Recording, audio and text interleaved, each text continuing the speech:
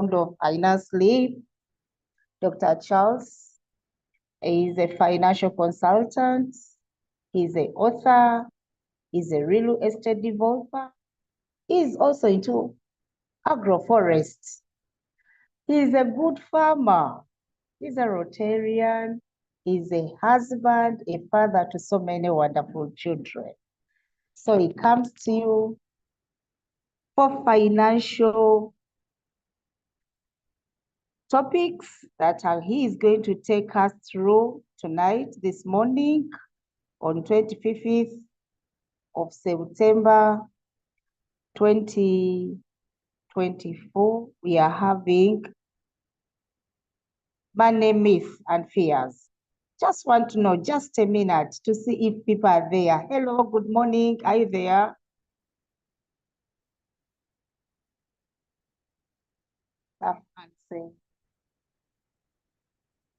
Okay. Okay, now that you can get back to me. Dr. Charles, are you there? Yes, live and clear. Dr. Charles is live. I can hear the voice. Alfredo, good morning. Dr. Charles, good morning. Good morning. The audience this morning is waiting for you to tell us what are the myths. For so many years, maybe people have been having a lot of myths and fears when it comes to me. We don't know what is what. We want to help us address those misconceptions and doubts so that by the end of the 45 minutes, we can really go out and tell others that no more fear, we can handle money and be financially independent.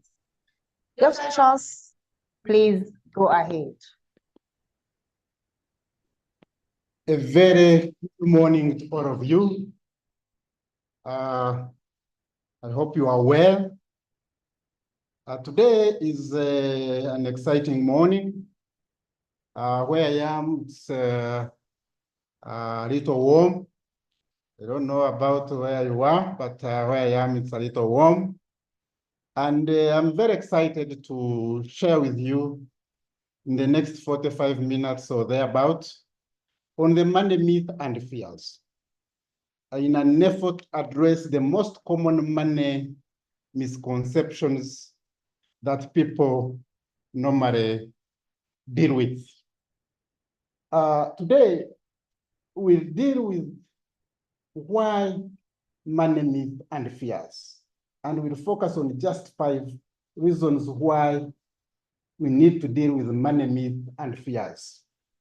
We'll then look at exposing and overcoming money myth and fears. And then we'll have a discussion and then conclude. But just to remind you, we have been having webinars. This is the 5th in the series. And the previous webinars are well packaged and are at our FinanceLIP YouTube channel. They are also at our X. They are also available at our website. Just to get started, why do we deal with money myth and fears? But in order for us to understand why we need to deal with money myth and fears, what are money myths? These are beliefs that we hold to be true about money, but are not actually true.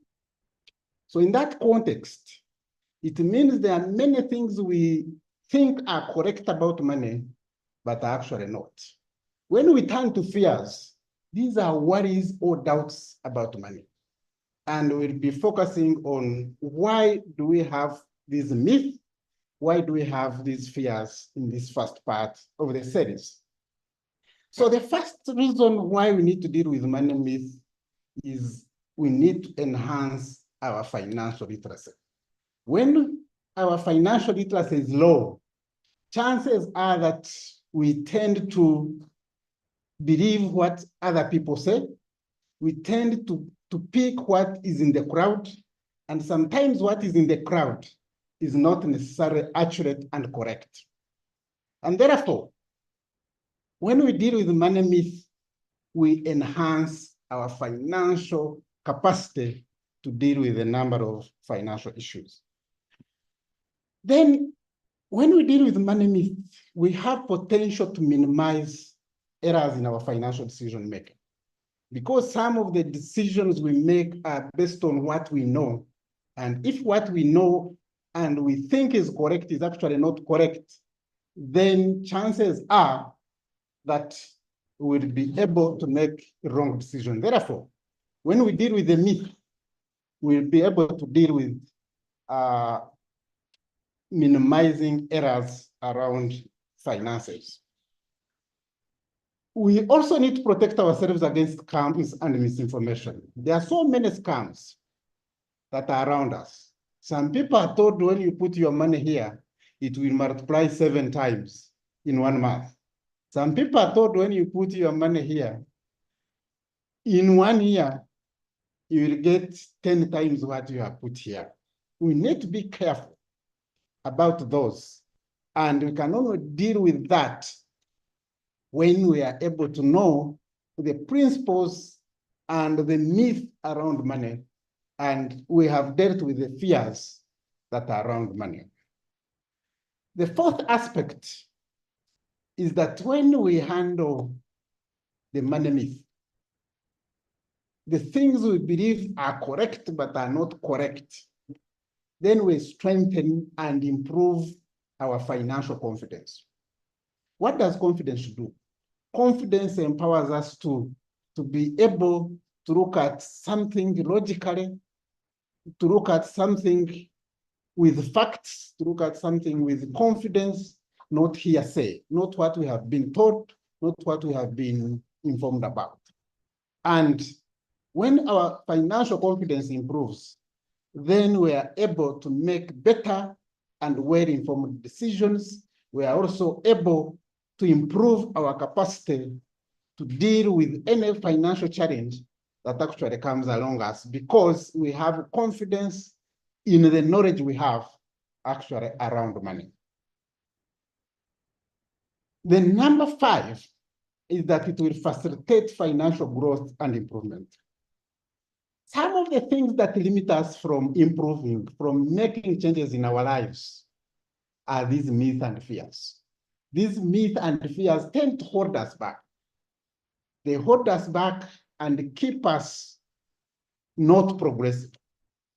For instance, if you are aware that if you put money in bonds, in 5 years it will have doubled, then you gain confidence that your money will grow over the next 5 years, by ×2. And therefore, you know the projected improvement you can actually receive over the next 5 years. And that is the growth, and that is the improvement. That is the steady aspect of improvement that we can project and think about. But if we have not prepared, and we are not aware that, say, bonds grow and multiply 5 ×2 in 5 years, then you may not invest there, and therefore you may not improve your financial situation. Let me turn to the 12 myths and fears and how we need to overcome them. And I will go slow in this aspect, colleagues. The first one is you have to start somewhere. There is a myth and misconception that you have to start somewhere. The truth is, you are already somewhere, so you don't have to wait to start somewhere. For instance, if you are at a point where you are earning 20,000, that's where you are. You cannot create a scenario where you say, when I earn 50,000, that's when I will start to make changes in my financial life. I want to share with you a story. of a young man now, who I've known when he was still young and carrying things in Ichikubo for those people who have bought to take to the trucks. This young man continued to carry things for about 2 years. But after 2 years, he started getting, he got a small space in front of those Chikubo shops, start to sell a few things from the money he had gotten, but also from the trust that he had generated over the people he was carrying things for. And they would give him stock and he would put it outside and sell. In about 3 years or thereabout, this gentleman got a small space within one of the shops. Several years later, this gentleman kept increasing the space within the Chikubo shops. And right now, he owned a full shop in Chikubo and a supermarket in Nansana. What did he start with? Just carrying things on his head for people who have bought items in Chikubo. So if he had waited that if he had saved this amount of money, that's when he would start, then he would be nowhere. So the point I'm trying to emphasize here is that you don't have to wait to start somewhere. You are already somewhere, and therefore you can start from there and move to the next level. The second myth is that if I have little income, then I don't have to budget for it. Colleagues, it will not be when you have money, big money, that you start to budget. You carry forward what you already have. You cannot carry forward what you don't have. So if you have whatever little you have, budget for it. Let's look at this way. Go to an organization where most of us who are listening in work. Organizations have budgets. And some of these organizations started very small with very little money, but they started by budgeting on their little money and enhanced and improved. Now, if you don't budget for the little money, how are you going to know that you are actually not using it well? How are you going to know that this month you have spent more than what is required on food? How are you going to know that this month you have spent a little more on your transportation? How are you going to know that your rent is choking you? It's only when you budget and start to realize that, wow, I thought I was spending 200,000 on food, but I'm actually spending 400,000. And if I'm spending 400,000 and I add 1 million and I earn 1 million, how will I be able to survive? So you start cutting back. You start looking for means and ways to survive. You cannot control what you cannot actually measure. Myth number 3 is that the budget limits my spending. Over the years, I personally had that kind of feeling that when I budget, it will limit me from spending the way I want. But the budget guides me now to spend appropriately. For instance, I know over the next 12 months, these are the key areas of focus. And because these are the key areas of focus for me, then I will allocate a little more money towards them. So if in this year I have no plan for a holiday, then there is no way I will provide for money for that I will wake up one day and say, I am going to go for a holiday in this year. So when you focus your priorities, then the priorities are aligned. It instead helps you to align better your priorities. And when your priorities are well aligned, you find it very easy to manage the spending within within your control. But if you don't have a budget, then you will spend, I don't want to use the word aimlessly, but I have said it. You will start to spend aimlessly, and by the time you notice, you have spent on things that are not important, and you have not prioritized what is important, and you end up borrowing money for what is important. And that would be the worst mistake. Spend money on what is not important and then borrow for what is important. That's why a budget becomes very, very key. Now, what is the fear? Because we are fearing that the budget will limit my spending, we will not work on the budget. Because you know that the budget limits you, you will not work on the budget. So the myth is that you feel and believe that the budget will limit you, and the fear is that the budget will actually limit you in your spending. Let's go to myth number 4. The more the income you have, the more the wealth. Many people believe that when your income improves, your financial situation actually improves. That's not necessarily correct. It's only correct if you do certain things right. I know footballers who have been earning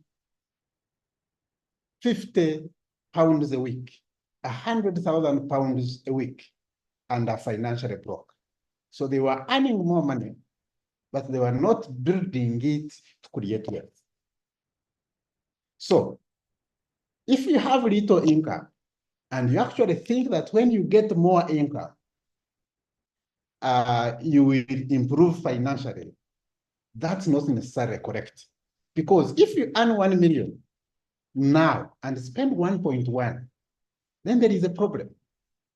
It means that even when you earn 4 million, you are likely to spend more or within 4 million. So you may not necessarily enhance your income. And therefore, this myth is that whatever you have now, if you use it well, then you can gradually build wealth. I normally make this joke that if someone earns 10 million Uganda shillings a month and spends 11 million, and another one earns 1 million and spends 900,000 and is able to save and invest 100,000, the one who will become wealthy is the one who earns 1 million and spends 900,000, not the one who earns 10 million and spends 11 million. And a number of us are in this situation. You earn a little more, but spend much more than you earn. And that puts us in a financial crisis. Let's turn to myth number 5. Investing is for the rich.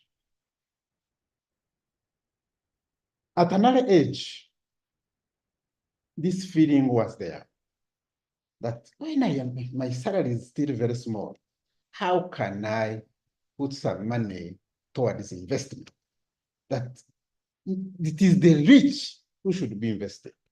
But when you look at that simple diagram in front of us, it tells you that as you put some little money somewhere, some of it will sprout out, some of it will grow slowly.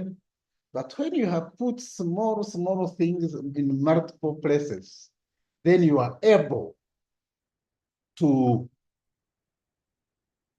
over time, accumulate that wealth. But also over time, you learn through the mistakes when you have invested little, and you have seen how it has performed. But if you wait actually to have much money and you want to invest it, chances are that you will invest it in scams, that you will invest it in things you don't understand, you will invest it in things you don't appreciate, and in the end, you'll actually lose that money. I've seen and I've witnessed children from very rich parents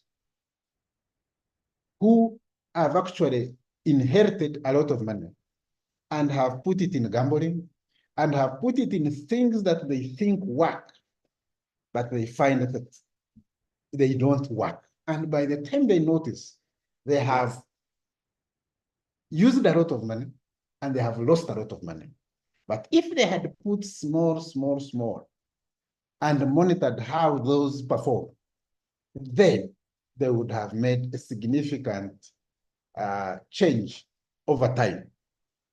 Because if you lose small money now, you know why you have lost it. You move to the next, you lose a little, or even if you lose it all, then you can be able to restart again. But if you get whatever you have and put it in an investment and all of it collapses, then you are finished. So the reason why investing is not for the rich and why it is a myth is that whatever little you have, invest it and watch it over time to see it grow.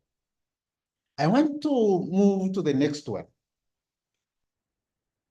That investing is very risky. I normally pause here and sometimes laugh. If investing is very risky, then what is not risky? To stay with the money, the little money that you have that continues to lose value over the years. If you actually save money, 5 years down the road, the money you saved will be much less than it can potentially buy. So if you are working hard today, the only way to grow your finances is to invest. And you can only invest because you understand that investing creates wealth. I am not saying there are no risks in investing.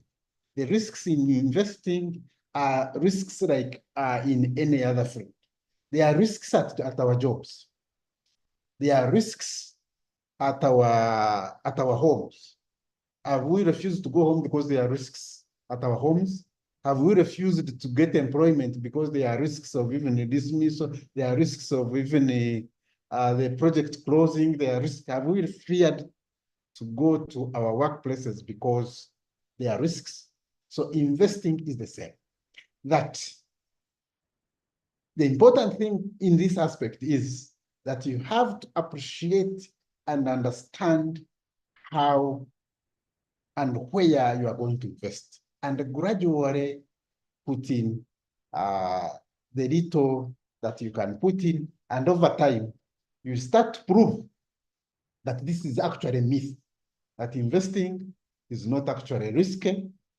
Investing is part of the things that are around you that you can continuously and effectively continue to perform. Those who have actually participated in investing find it now fun to invest. They will quickly assess a project. They will quickly assess where to put their money, and they will put it there because they have a good understanding of that area. They will find their money actually growing. I want to turn to myth number 7. I am too young to think about investing. This goes largely to our youth. Our youth tend to think that the early working years is for enjoyment, that I earn, I enjoy myself.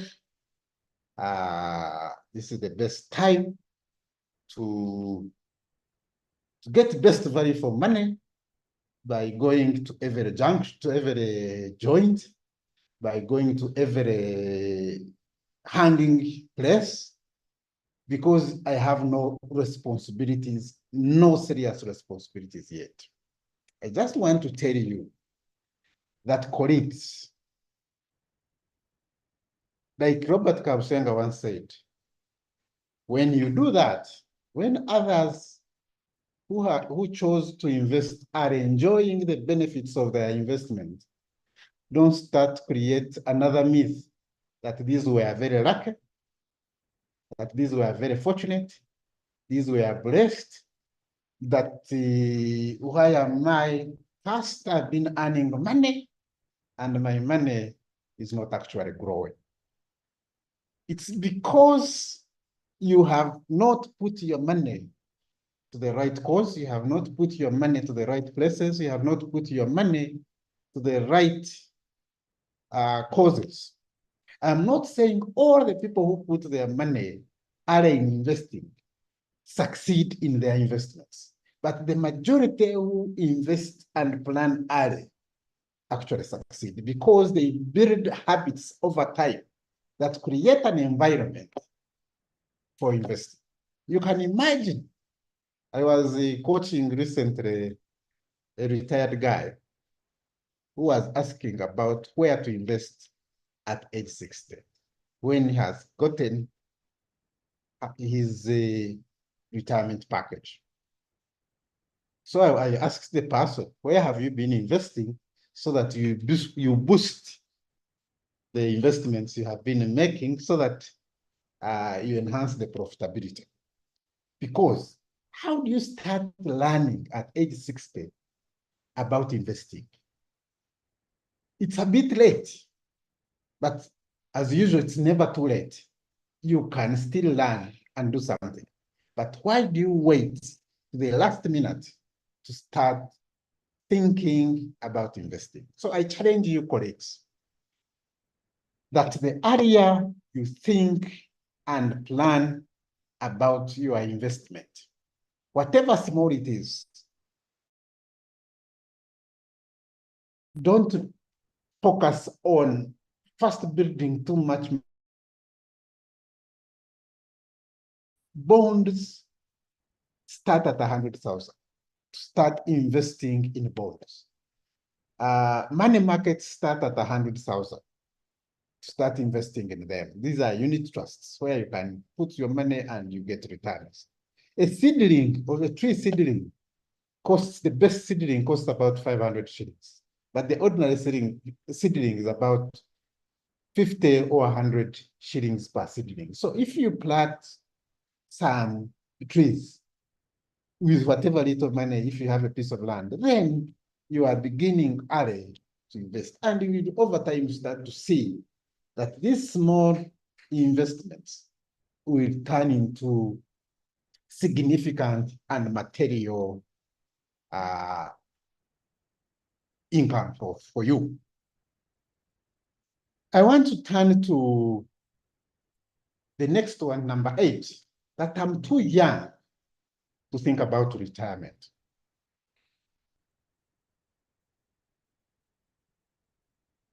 When I joined employment, in the first week I joined, a training was arranged for the staff. It was about retirement. And I asked the question, I've just reported, why should I attend a training for retirement? Then a colleague of mine told me, please come. You'll be surprised about what you are going to learn about retirement. And what did I find when I joined? I found that there are several ways you can retire, which I did not know about. That you can retire on medical grounds. That you report today, God forbid, you get an injury or you get an accident and you cannot continue working. And therefore, you have to retire. The question is, if you have reported today and you, God forbid, you have got an injury, you will not have saved. That one, you don't need to bother about it. But if you have worked for 5 years and you got an injury and you are looking forward to only retiring at 60 or 70, and some who even say, I am not even retiring, then you would be to blame. I also found that you can retire through retrenchment. You can retire through end of contract. Many people now, many organizations have shifted to contracts. So when your contract expires, you will automatically be retired. And for politicians, you retire through disappointment. You were appointed, and when you are disappointed means they have withdrawn the instrument of appointment and appointed another one with immediate effect. When that happens, you have actually retired. And I've met a number of them in this kind of state. Because of that, it's important that this myth that you are still young to think about retirement needs to be dealt with. But importantly, I want to share with you the fate of most people in retirement. 1% retire rich of employees, and this was by Bosa Musampungu. Out of 100 people, look at your organization, look at your colleagues, and only one of you retire rich. If it is you, well and good. I will be very excited. 4% retire stable and independent. Stable and independent. Meaning that they have some money that is able to keep their lives in a fair state without moving into begging for money, borrowing, and in a state where you are uncertain of your financial situation. 5% colleagues are forced to continue working to survive. What does this mean? That you reach the mandatory age, you plead for contracts to survive and continue working. This is 5%. Now, this in total gives you 1% plus 4% plus 5%, that gives you 10%. Now you pause and ask, where is the other 90%? 90%, 12 of them, 12% will retire financially broke. I don't want to go into the definition of a financially broke person, but if you have ever been broke, you actually know what it means.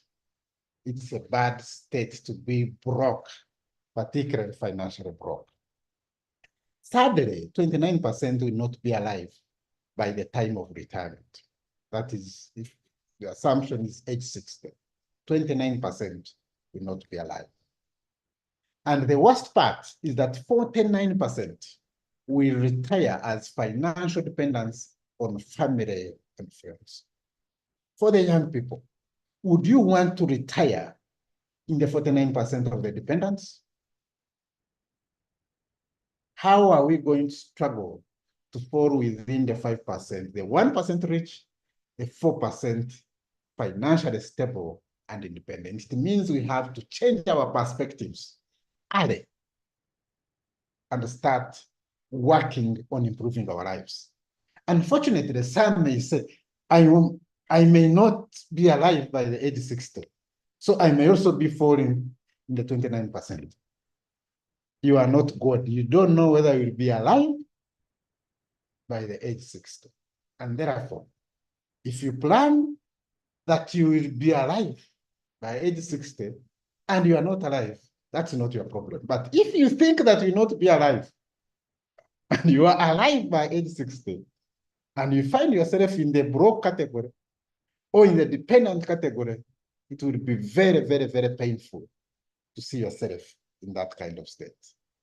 So I challenge you to dispel this myth that you are still young, to think and plan and focus on your retirement.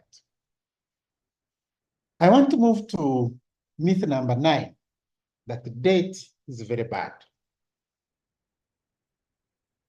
I agree that debt in some contexts is actually not even very bad. It's extremely bad and dangerous. But I want to share with you a few things that brings in a balance so that we don't extremely look at debt as extremely bad. Sometimes you are helped up at work and there is no food at home. You will call the supermarket next to you. You will call the Mudala, the local next to you, and tell them, I'm still far or I'm away. Please deliver these following items. If you have been connecting and on good terms, then they will deliver those items. They may be 100,000, they may be 200,000. That is actually debt. It means you have actually acquired debt. Now, because you have acquired debt, that is good debt because you have the money, but circumstances have facilitated you or have disabled you not to be available to pay at that very time. The second is that debt has various categories. There is good debt, there is actually bad debt. Good debt is debt that is well calculated towards productive investment ventures. You have done all the risk assessments, you have done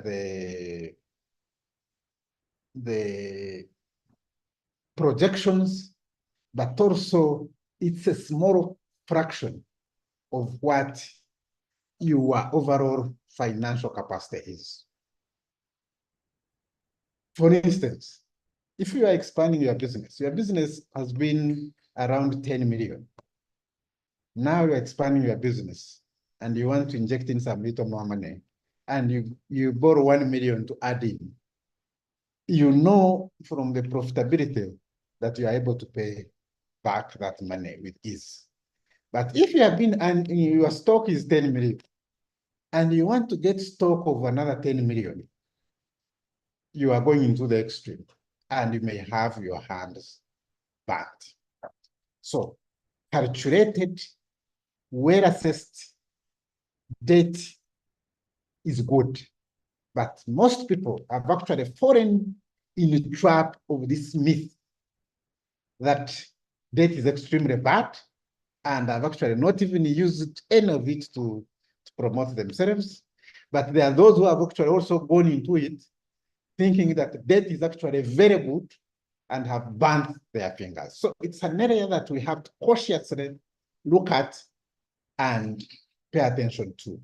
So the myth is that we need to demystify that debt is actually not very bad, but debt that is very bad is the debt that is not well calculated, that is not well managed, that is not well planned. The next, colleagues, is that I cannot improve my financial situation. In my coaching sessions, I find people who have virtually given up. That I am now 45, I'm now 55, I've been working hard, I am even tired. Will I be able to improve my financial situation? I'm here to tell you that yes, you can improve your financial situation if you start to do some things slightly different and better. And I've helped some in these kind of situations. How does this happen?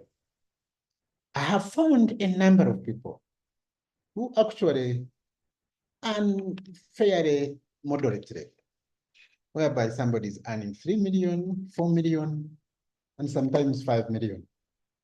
And some of them actually earning 7 or 8 million. But their expenditures are actually much more than they are earning. And because the expenditure is actually more than what they are earning, they find themselves financially stuck. So the first aspect is that you must have a reflection. What is it that I'm not doing right that is causing me to be in this state? I normally ask, are you the only person who is earning the least amount of money within your peers, or even the people, your subordinates? And the feedback I've received is that no, I have even people earn a tenth of what I earn. And I ask them, are they in the financially poor state? And the feedback is they are not. And the reason is that they have done a few things slightly different than you do them. And because of that,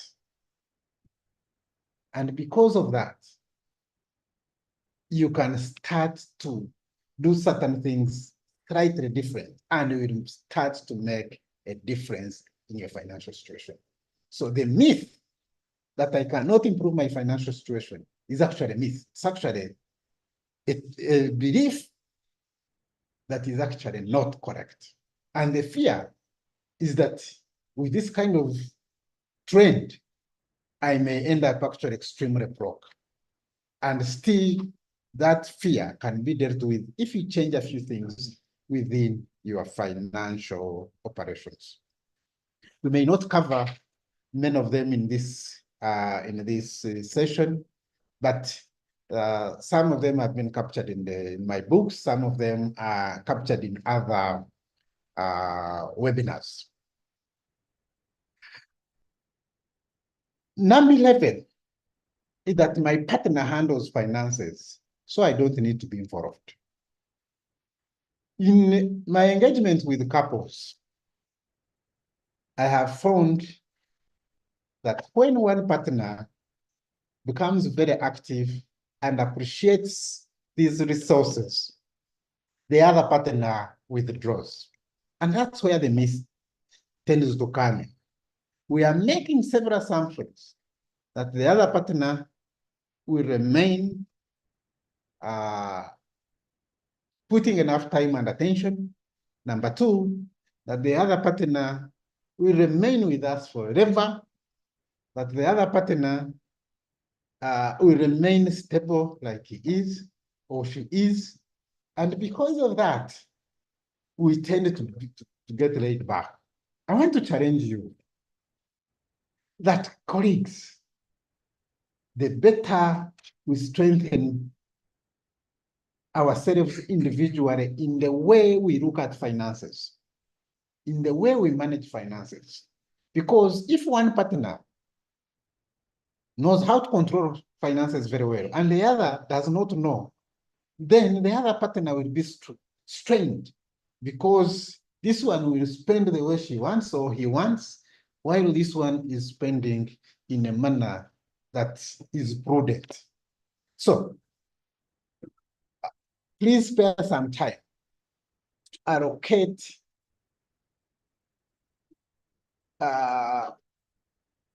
some aspects of your time to learning about finances in your family as a couple.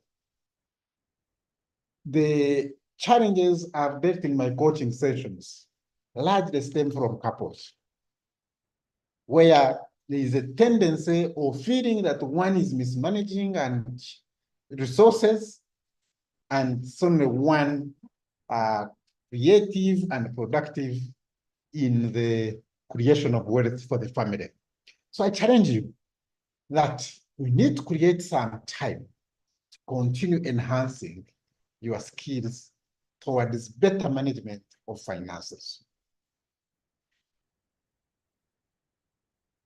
I want to come to the last one, the last myth, which is I am educated, so why do I need to learn more? Over the years, I've come to know that the mind requires to remain active, engaged, in order to be productive. The day you think you know it all, the day you start to decline. When I meet most of the investors and I check on what they are reading, when I visit successful people and I check their routine and I check what they are focused on, I actually notice that they are in a continuous mode of education. They are in continuous mode of engagement at high level with people who are superior, with people who are knowledgeable, with professionals, with experts. You find somebody engaging actively with a lawyer in the evenings because he wants to understand the aspects of law within his business. You find someone actively engaged with an engineer because in the construction area to understand the aspects of construction.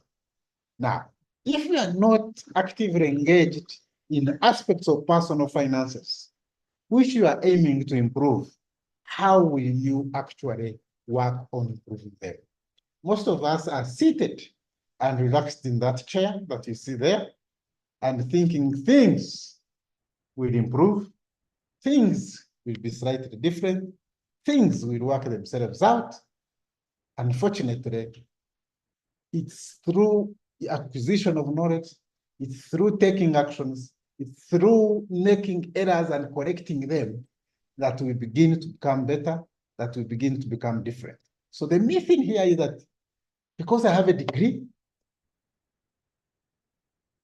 what is this person talking about finances? I studied BCom, I studied accounting, I studied engineering.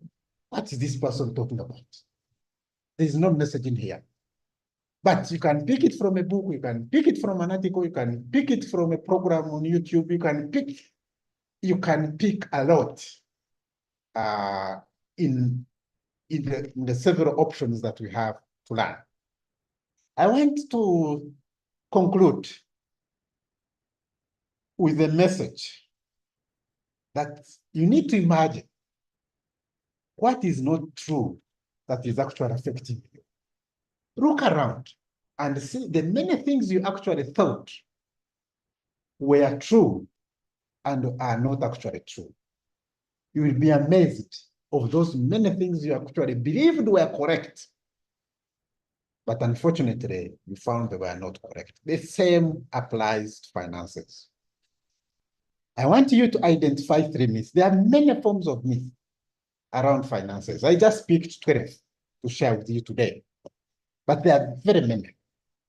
I want you to identify 3 that you think are around you and the fears around that the same myth and start to act on them. You'll be amazed that what you thought was this was A is actually not A, but B or C or Z. The moment you start to realize that, then you start to dispel some of the things that hold you from personal finance improvement. Because that's the aim, that's the focus of making significant improvements in our financial lives. When we improve our financial lives, we are likely to affect and improve several other aspects of our lives. If you are financially stressed, I can tell you, you cannot be healthy. You will be stressed health-wise. If you are financially stressed, I can tell you, you will not have a friendly discussion with your wife or with your husband.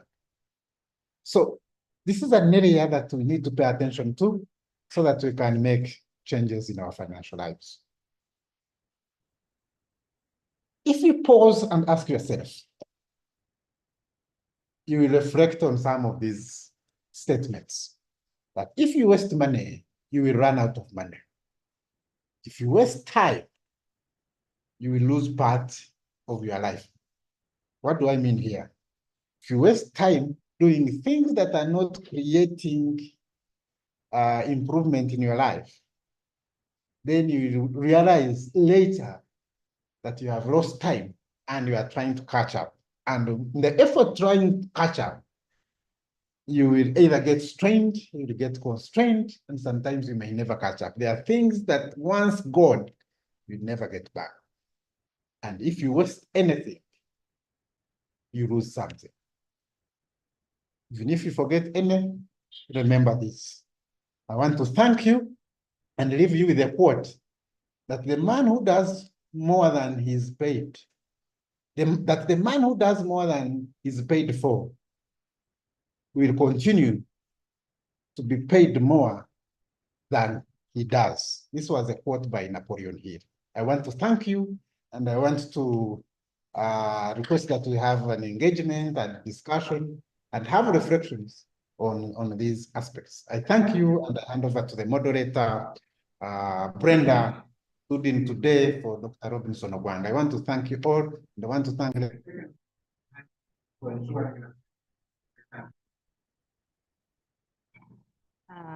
Dr. Charles, thank you so much for the wonderful discussion. Thank you so much. You've really taken us through all this.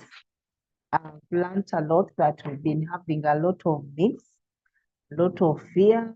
With fear, we think everything is a risk.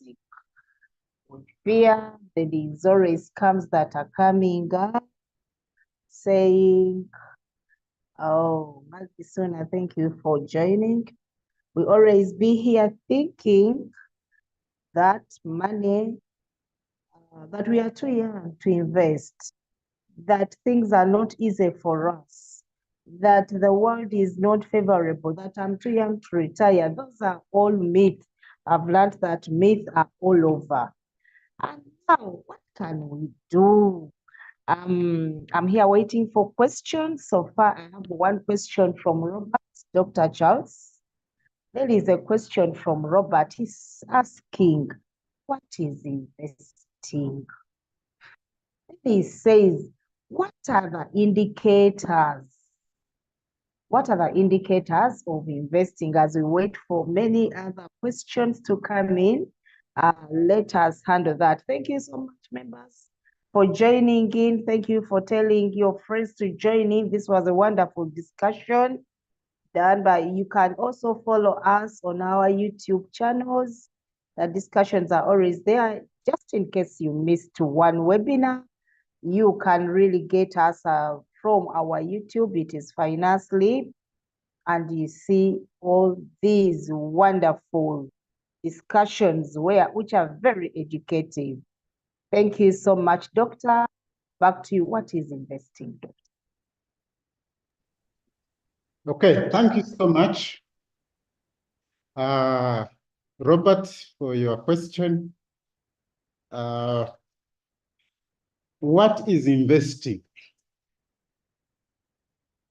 Investing is basically putting a resource to active use to generate a return out of it.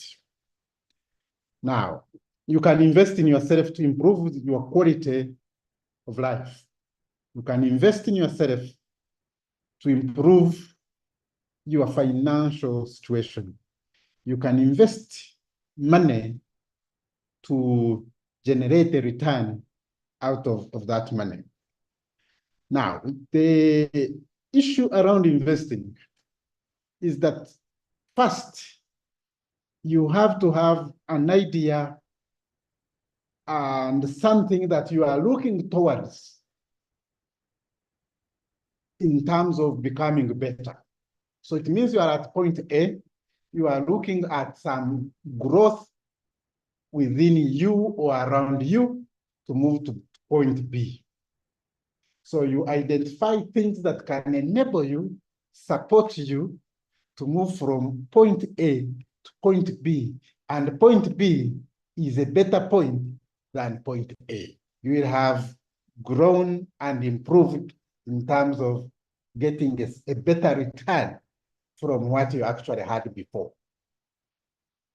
What are the indicators? The indicators is, number one, is that you have a baseline. You know you are at point A, and you have laid this plan or strategy to move from point A to point B. So that's indicator number one.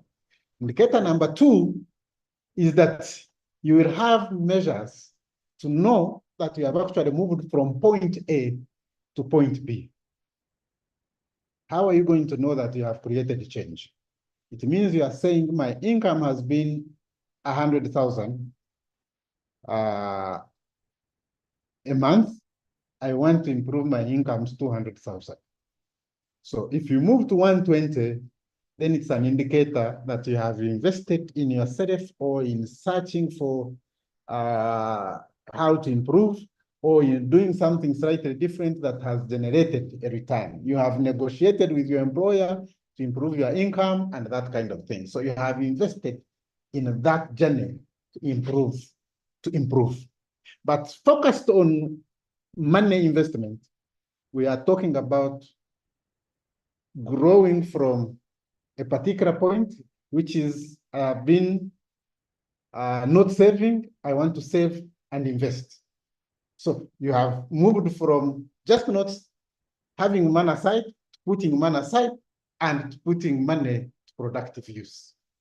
But we have another topic which will be focused on investing, where to invest, and how to invest, with detailed focus on this aspect. Thank you so much, Doctor, for answering. We are soon ending this webinar, but this is a question, Doctor, that what is your experience with partnerships? There is a myth that you can't find a good partner for business in Uganda. Another question, is Bitcoin chain coin a way of investments? Those are all questions. Thank you so much, Mr. Masiko. Thank you so much, Mr. Talemwa.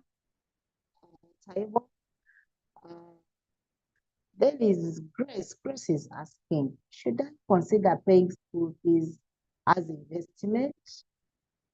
Why is it that children of today don't give back dividends to the parents?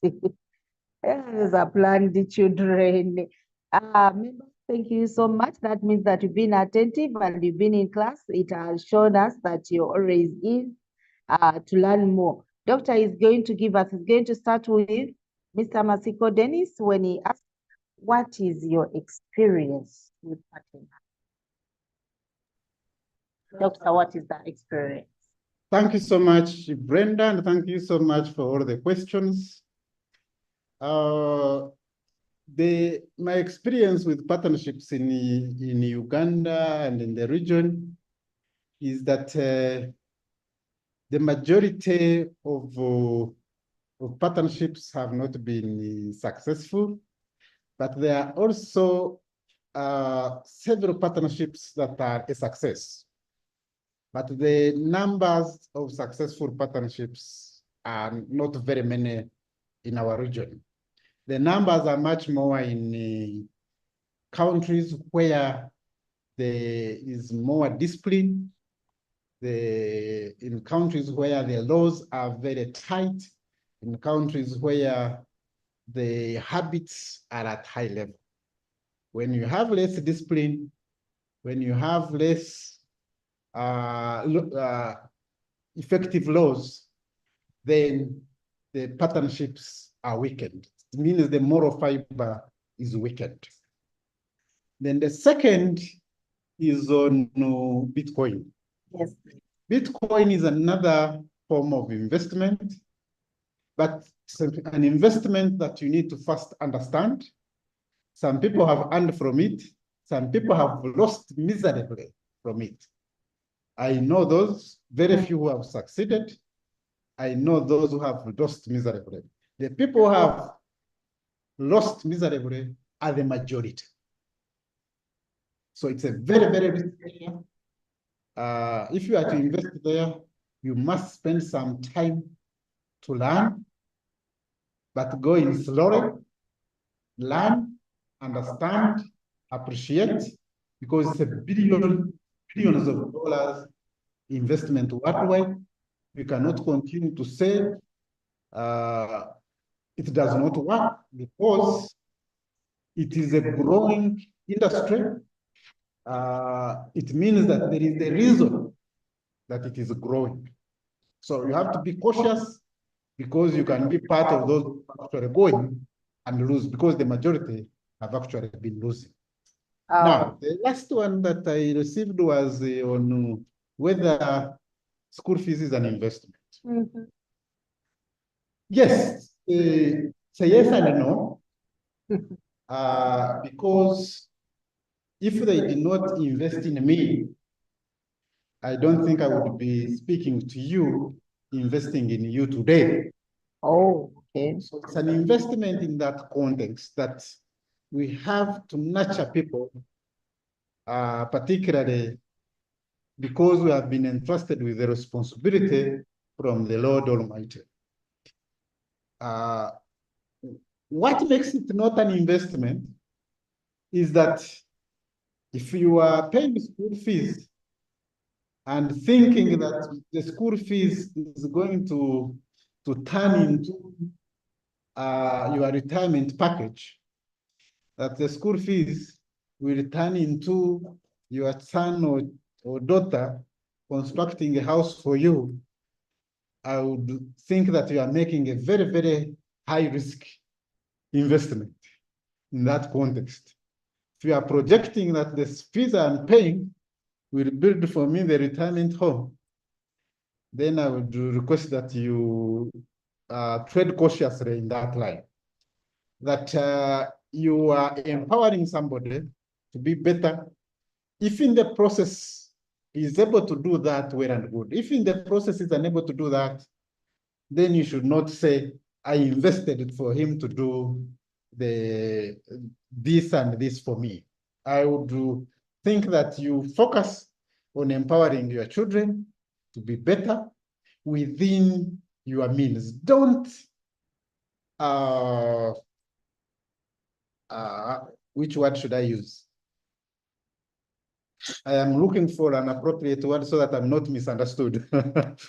It's something that you have to really balance your needs of today, your needs of children, your needs of the family for progressive growth and improvement for the entire family, but also for yourself. I thank you. Thank you so much.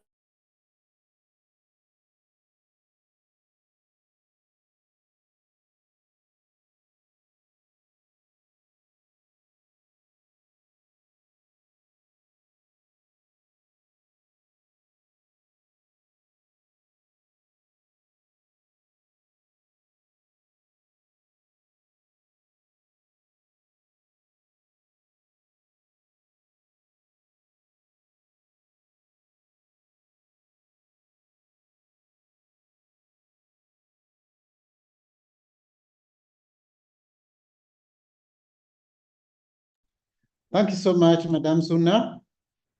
Investing in insurance. There are various forms of insurance. There is medical insurance. I would really encourage that as a homestead, as a family, or as individuals, if you identify a good insurance company, medical insurance is a good form of insurance.